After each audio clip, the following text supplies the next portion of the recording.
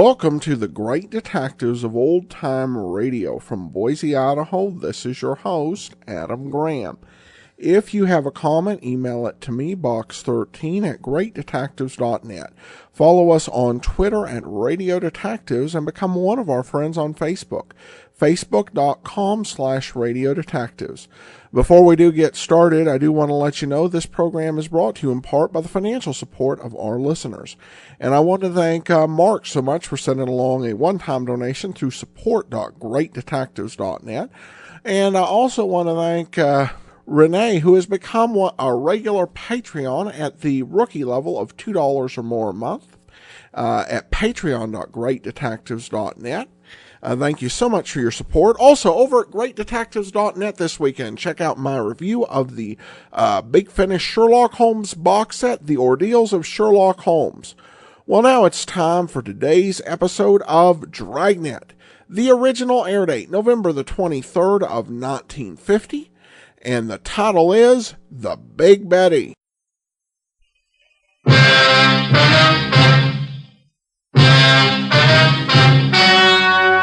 story you are about to hear is true. Only the names have been changed to protect the innocent. Dragnet.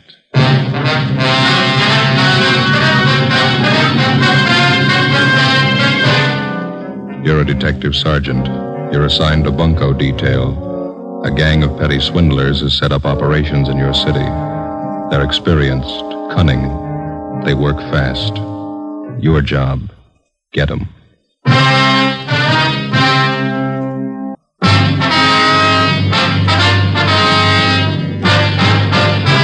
Dragnet, the documented drama of an actual crime. For the next 30 minutes, in cooperation with the Los Angeles Police Department, you will travel step by step on the side of the law through an actual case transcribed from official police files. From beginning to end, from crime to punishment, Dragnet is the story of your police force in action. It was Tuesday, December 14th. It was cold in Los Angeles. We were working the day watch out of bunco detail. My partner's Ben Romero. The boss is Captain McCauley. My name's Friday. It was 10:35 a.m. when I got to room 38, bunco detail. Joe? Yeah, Ben. Joe, this is Miss Bergstrom. You talked to her on the phone last night? Oh, yeah, sure. This is my partner, Sergeant Friday. How do you do? Glad to know you. Would you care to sit down? Thank you. I was downtown, so I thought it'd be just as easy for me to come in and see you. Did you bring those things with you, Miss Bergstrom? Here they are. Wristwatch, pen and pencil set. Mm-hmm. Sure make them look nice, don't they? On the outside, yeah. Let me take the back off the watch for you. There. You can see for yourself, Sergeant. It's junk, not worth 15 cents. Charged me $48 for that watch. Said it was wholesale. He wasn't making any profit on it. Told me he was doing it because he'd known Harry so well. Watch only ran for a day, then it stopped. How about the pen and pencil set, miss? This is bad. Pen's just a shell, won't even write. Same with a pencil. I paid him $30 for them. Mm-hmm. This engraving on the pen. With love from Harry. That's Harry's boy I was engaged to. That's how the man got me interested to start with. Came to my house and gave them to me. The watch and the pen and pencil. Said Harry had ordered them as presents for me. See? I just had to cry when he brought them. Poor Harry. When did this man come to your home, Miss Bergstrom? Yesterday morning. Guess I should have been more careful, but I didn't think anybody would do a thing like that. What kind of a story did he give you? Well, he came to the door and told me his name was Spencer. He said Harry had ordered these things as presents for me, and Harry told him to deliver them to my house. Watch looked beautiful in the case. I didn't know anything was wrong. I see. Would you go on, please? He told me it was a special order. Said Harry had written him from overseas a week before. Harry was in the Marine Corps, you know. Mm-hmm. Well, he said he hoped the engraving was all right. The way Harry wrote he wanted it in his letter. I just couldn't take it. I cried.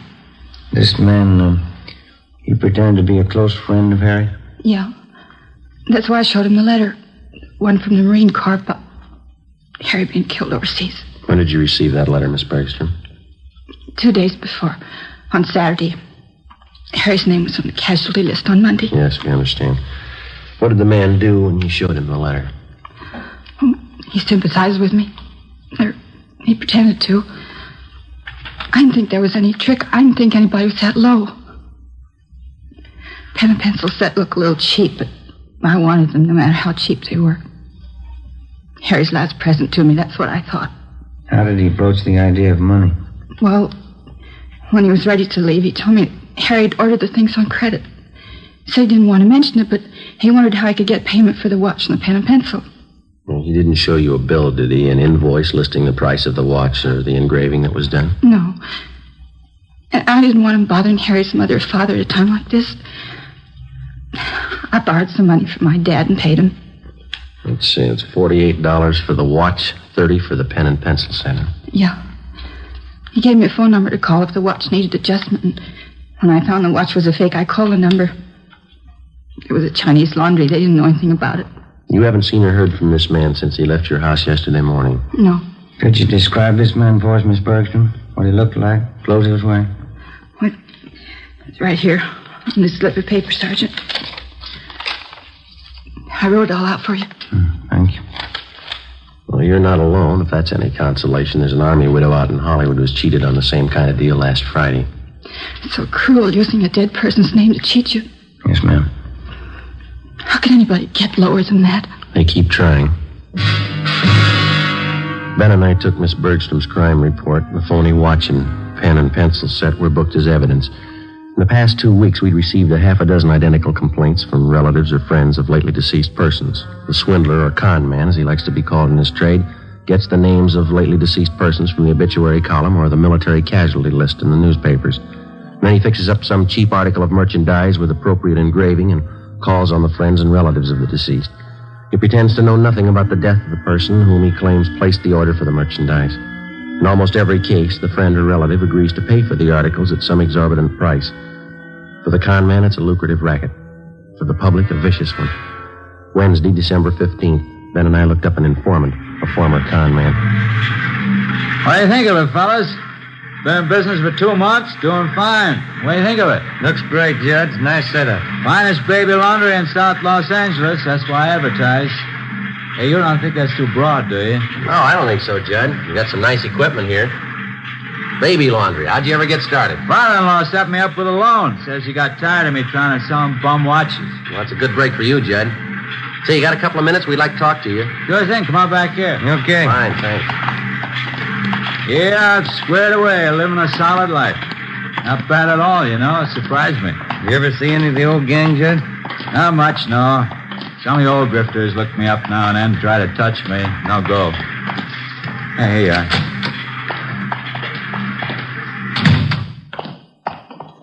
Pull one up. Yeah. Thank you. Okay, fellas, what can I do for you? Well, we'd like to know how close you got your ear to the ground, Judd. There's a gang of bunks in town. They're working hard. What pitch they using? They're working the obits, casualty lists. Thought maybe you might be able to help us. I don't know. How long you been going? Last couple of weeks. Had half a dozen reports on them. That's one thing they never could tap me for. Obituary racket. Lousiest racket there is. Can you do anything for us? I heard one little rumble about it. 4 or 5 guys in the con mob. That right? We know that, Judd. Where can we look for them? Now, you know my position. When I quit the game, I quit. The only contacts I make are when some of the old boys come around for a touch. Well, how much have you heard about the gang? What I said, there's 4 or 5 of them out of the Middle West, I think. You got any idea at all where we could start looking? Well, I can start checking for you. You nailed any of them yet? We gotta find them before we can arrest them, Judd. Yeah, well, as I say, when I quit the game, I quit. But maybe I can take a few soundings for you. Can't promise you anything. I'm strictly on the up and up. Okay, Judd. You know where to get in touch with us. We'll appreciate anything you can do. Yeah, well, you've helped me plenty of times, fellas. Wouldn't hurt a bit to tab that bunch. I'll walk out with you. Fine. I see you got all the machines going. Baby laundry business must be pretty good, huh? It's a staple commodity, fellas. Kids always need a fresh change. Just a minute. Yeah, look at this. Just look at the size of it. Yeah. You ever see anything so small in your life? It's cute, huh? Yeah, what is it? New kind of soakers, I think. Let's see the label here. Yeah, Mother Greg Super Soakers. Kids things. They sure give me a wallet, you know. Hey, we might as well check the office while we're here, Ben. Can I use your phone, Judd? Yeah, right over there on the wall. You got change? Yeah, thank you. I have.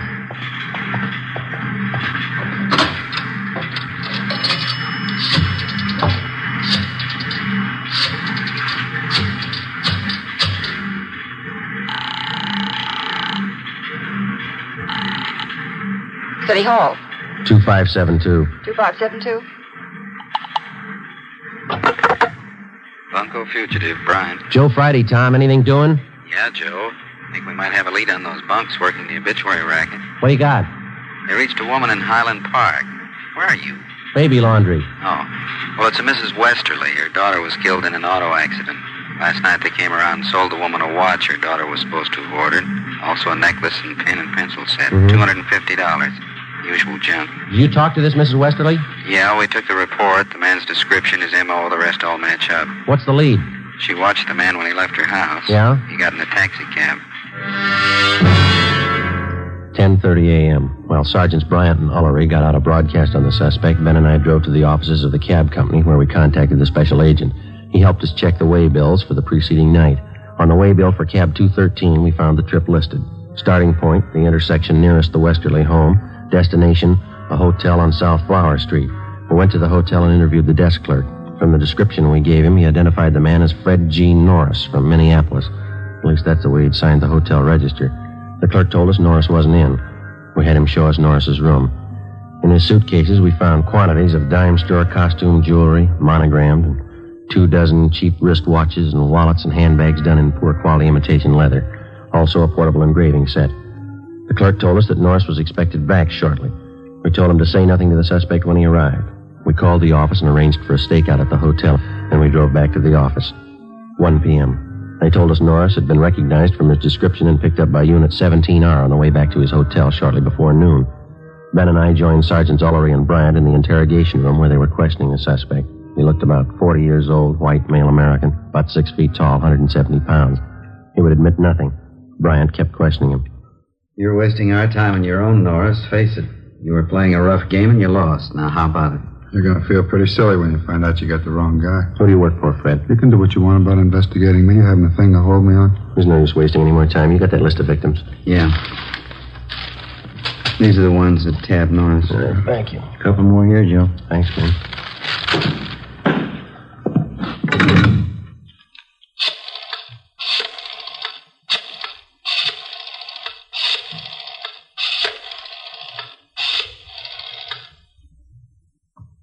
Hello, Miss Bergstrom there, please? Oh, this is Sergeant Friday, Miss Bergstrom. Bunko detail? Yeah, we picked up a suspect. We'd like to see if you can identify him. Would it be all right if we sent a car out for you right now? All right, fine. Thank you very much.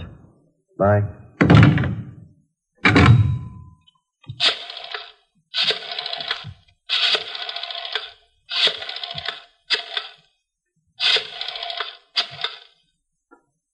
Look, I can't sit here all day. I have business to attend to. 5 Norris is on the phone. Hello, Miss Cronin there, please. This is Sergeant Friday calling, Miss Cronin. Bunko detail? Yes, ma'am, that's right. I'm sorry to disturb you, but we have a suspect in custody down here. Yes, ma'am? Hey, Sergeant. Could you come down to City Hall right away? Sergeant. Would you hold on just a minute, please? Thank you. Yeah, Norris? You got me. 2:58 p.m. We informed the victims that the special show-up had been canceled. And we called in a stenographer and had her take Fred Norris's statement. In addition to listing the crimes he committed, he also told us that there were 6 men in the Bunko gang besides himself. He gave us the names and descriptions of each one of them. He stated that they'd been operating in Los Angeles for the past 4 months. Norris said that none of them had ever met the leader of their Bunko gang. The only contact they had with the leader was through one of the older gang members, a man by the name of Wesley Fisher. Before Norris was taken to Central Jail for booking, he gave us the address of the house where he had been living with the other gang members. Norris's information on the suspects was checked through R&I. We got one mate, Wesley Fisher. He had one prior arrest 2 years before on a grand theft charge, but he'd been released for lack of evidence. 3:15 p.m., together with Sergeants Ullery and Bryant and 2 men from Metro Squad, we drove out to the address given us by Fred Norris. Turned out to be a neat-looking bungalow in the West Hollywood area. Well, let's go.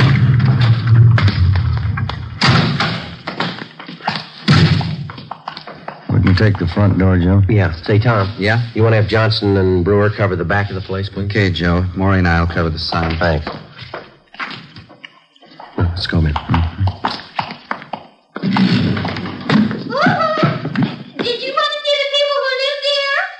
Yes, ma'am. Do you want to check for the termites now? I'm Mrs. Callahan, the owner. No, ma'am. We want to see the tenants. Oh, I'm afraid you're a little late. Is that so? They just moved out, bag and baggage.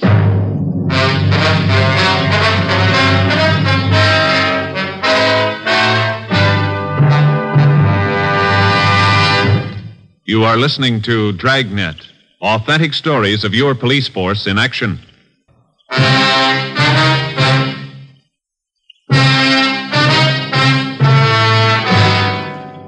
Wednesday, December 15th, 4 p.m. We made a thorough check of the house, which the 6 suspects had just vacated. We found nothing that would help us. We talked to the owner of the house where the suspects had been living. She told us that she'd rented the place, furnished to them, about 3 months before. She identified Wesley Fisher's mugshot, but she told us that he'd used the name of Charles Wilder. She also recognized each of the other gang members from the descriptions that Fred Norris had given us. She told us that while they were living there, the men seemed to keep odd hours and that they had a car. She told us that she'd taken the license number of the car the day the men moved in. The number was checked with DMV. It was registered in the name of Wesley Fisher, 1008 California Street. It's a transient hotel. The manager told us Fisher had moved about 9 months ago. There was no forwarding address. We got out an all-points bulletin on Wesley Fisher requesting that all occupants in his car be held for investigation of grand theft. Thursday, December 16th, 8 a.m. Paula Ray Bryant, Ben, and I met with Captain McCauley. Where are they getting all this junk they're palming off? Where's their source of supply? The guy we picked up, Norris, told us they brought a good supply of it out with him from the Middle West. That hotel room Norris had downtown, they were using that for a warehouse. They didn't want to keep the stuff at the house they were living in. How are they hitting? Any possibility of stakeouts?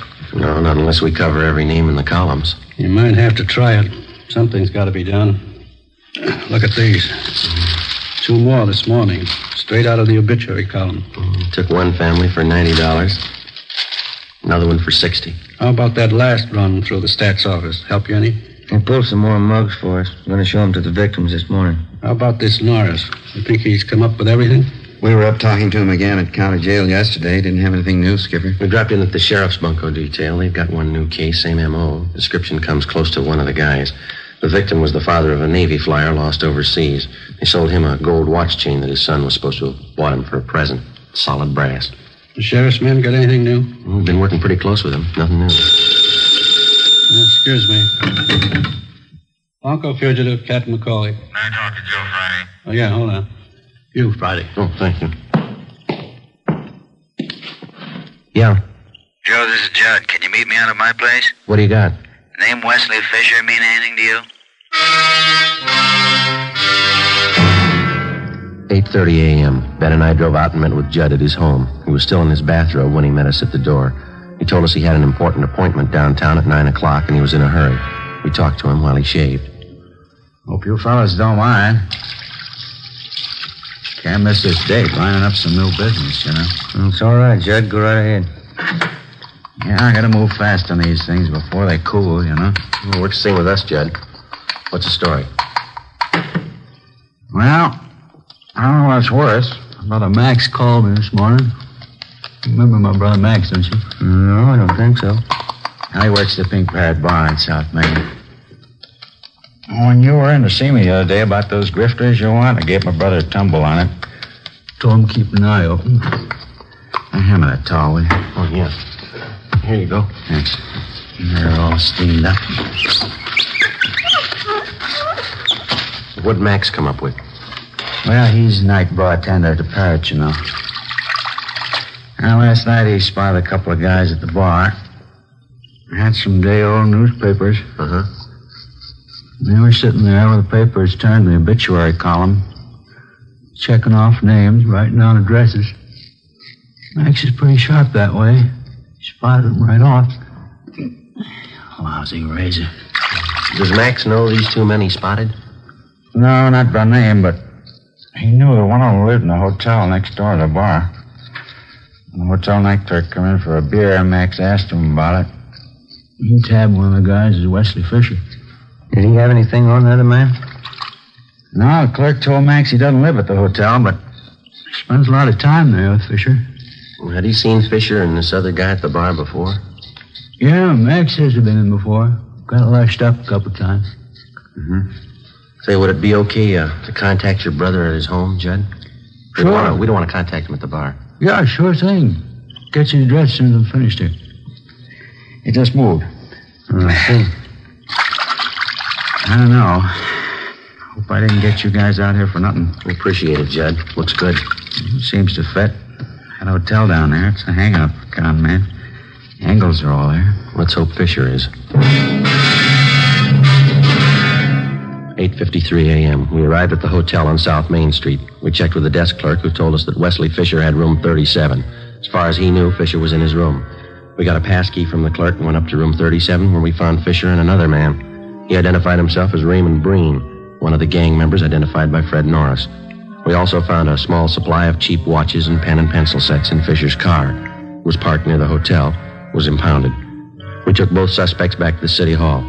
We questioned them separately in the interrogation room. Breen was first, but he refused to answer our questions. He was taken back to the squad room, and Wesley Fisher was brought in. Sit down, Fisher. Thank you. Guess you know why you're here. No, I haven't the least idea. All right, then we'll show you. Do you know Fred Norris? Fred Norris. Name sounds a little familiar. Can't quite place it. Well, he places you pretty well. He says he worked with you and Breen up till a couple of days ago. That's so? Yeah. Says he lived with you in that bungalow out in West Hollywood. That's so. Norris, West Hollywood. When was that? 2 days ago, Fisher. Your landlady identified your mug. She even had the license number of your car. What's it prove, gentlemen? Proves you're lying. You and Breen worked together. You did work with Norris. You're part of one of the filthiest rackets going.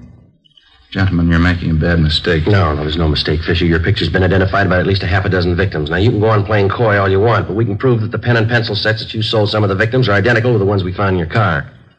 I haven't any idea what you're talking about.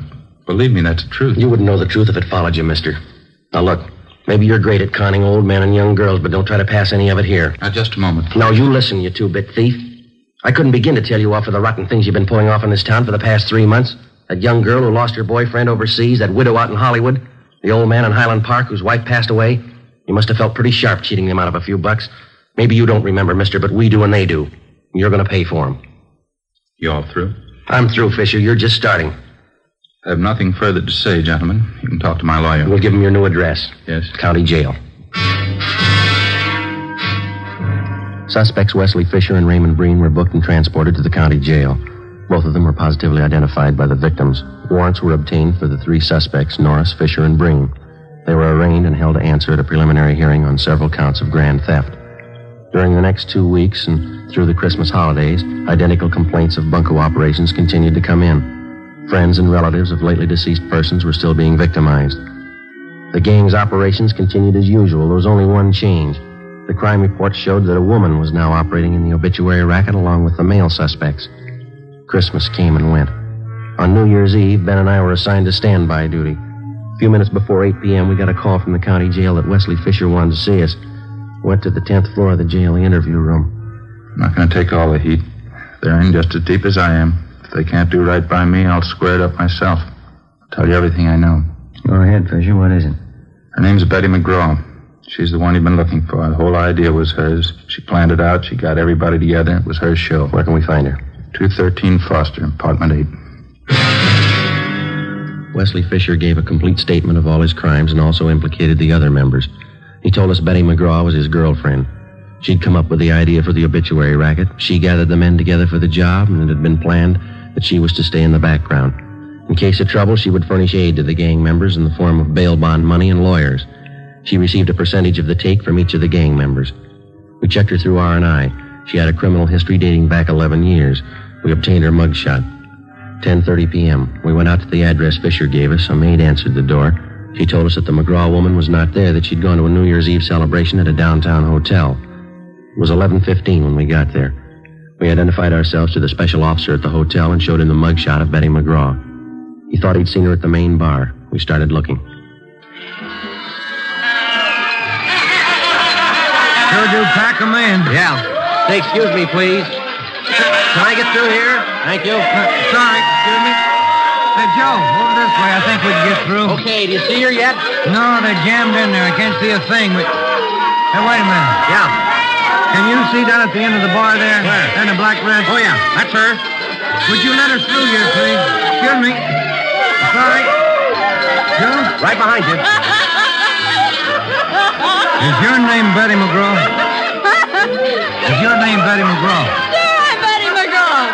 I don't know you. Who are you anyway? Police officer. We'd like to see you outside. Outside? I'm staying in here. This is where the party is, right here. Let's go, lady, outside. Is there a bar outside? I didn't know there was a bar outside. Okay, Ben. Come on, Lenny. I don't know you at all. I'm not going. I'm not going with you. There it is. Happy New Year! Happy New Year! No use trying to get through this. We'll have to wait. Yeah. Well, Happy New Year, Joe. Yeah, same to you. Maybe next year we'll have it off. I don't know why. I always cry when I hear that song. No reason, I just cry. Yeah? Every year they play it and I cry. No reason at all. You got one this year, lady. Come on.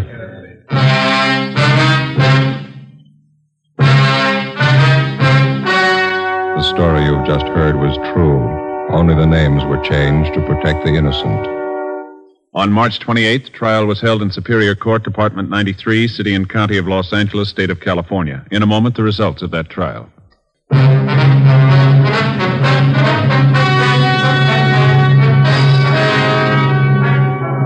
The remaining members of the Bunko gang were apprehended and brought to trial. All of them, including the gang leader, Elizabeth McGraw, were tried and convicted of grand theft. They are now serving their terms in the state penitentiary.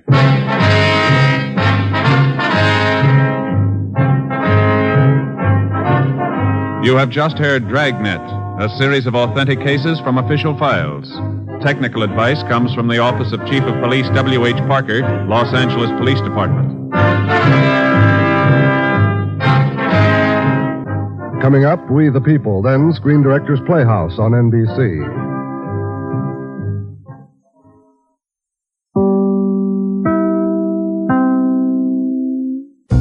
Hello, mystery lovers. I'm Jennifer Moss, author of Town Red, the first in a series of mysteries with a metaphysical twist. Town Red has received critical acclaim and all 5 stars from avid mystery readers just like you. Town Red and the rest of my books are available in print and in ebook on Amazon, Barnes & Noble, and iTunes. For more information, visit my website, jennifermoss.com. You're listening to the great detectives of old-time radio. Welcome back. Well, Dragnet often made crimes that other shows would consider not very important or serious or even worth discussing, worthwhile through the way that they were portrayed. Here you really got a sense of the not just the financial damage to the victims, but the emotional pain wrought by these con men, which I think definitely builds throughout the story, as you really hope that Friday and Romero catch them just because of how cruel this racket is. And so it's nicely done, very well written throughout, with some great dialogue from Joe Friday, really getting angry, and I think appropriately so in this case. All right, well, now we do turn to some listener comments and feedback, and we start with this one from Janice, who writes on our Sherlock Holmes page, I just wanted to say that I love the updates to the website. I've been coming here for several months to listen to all the Sherlock Holmes stories you have, and I really like the change you've made. Thanks for making all those shows available to us. Well, you're welcome, Janice, and I definitely appreciate the feedback on the new website. All right, well, that will do it for today. We will be back tomorrow with our video theater. We're doing this a week early, so video theater back-to-back, just because we have a big special in honor of our 1750th episode we'll be bringing you next Sunday. So this Sunday, we'll be bringing you Michael Shayne in Shoot the Works. And then back to the Michael Shayne TV show on Monday, or a radio show on Monday, and then join us back here next Saturday for another episode of Dragnet. In the meantime, send your comments to box13 at greatdetectives.net. Follow us on Twitter at Radio Detectives, and